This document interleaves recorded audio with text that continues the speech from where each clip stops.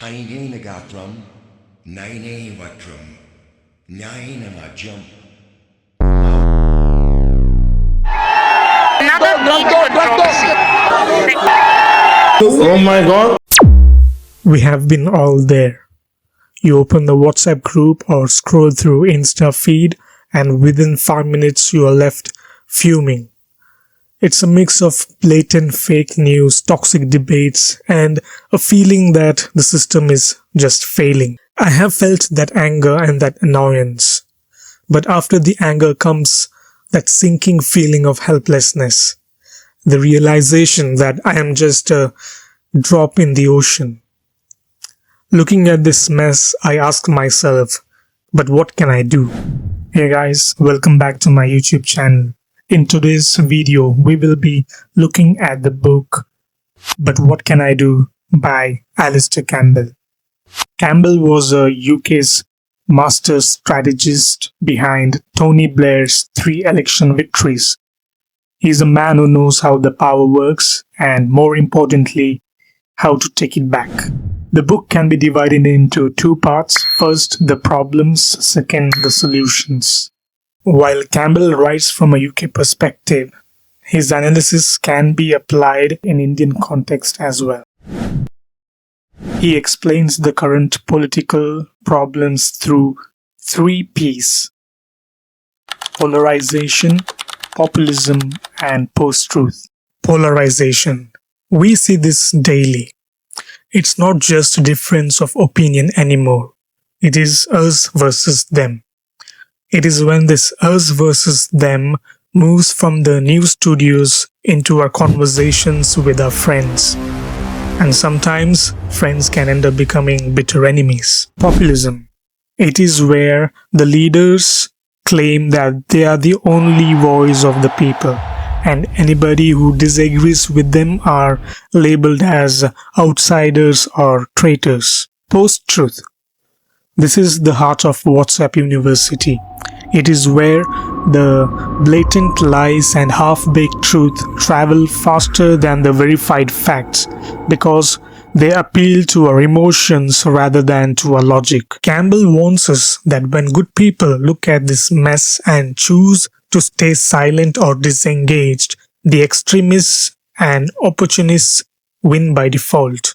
But the book doesn't stop at the mess. It focuses on the tools to fix it.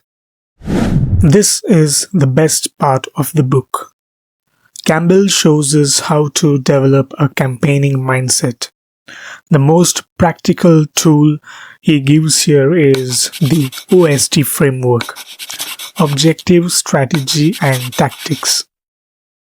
Objective is where we define a clear and specific goal in one sentence. Strategy is where you outline the overall approach, and tactics is about concrete and day-to-day actions. So let's apply this OST framework to a real-world example. If you're from India, you must be familiar with the Great Nicobar issue. So let's apply the OST framework here. So the objective would be to stop or significantly modify the Great Nicobar project to protect environment and the tribal communities. Strategy would be to create a massive public pressure by making the environmental cost impossible to ignore.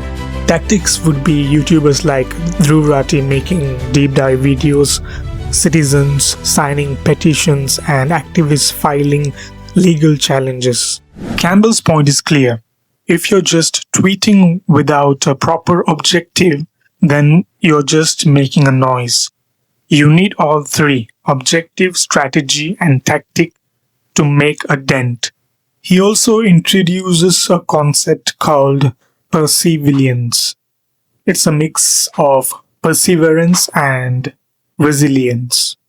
In a country of 1.4 billion people, change does not happen overnight.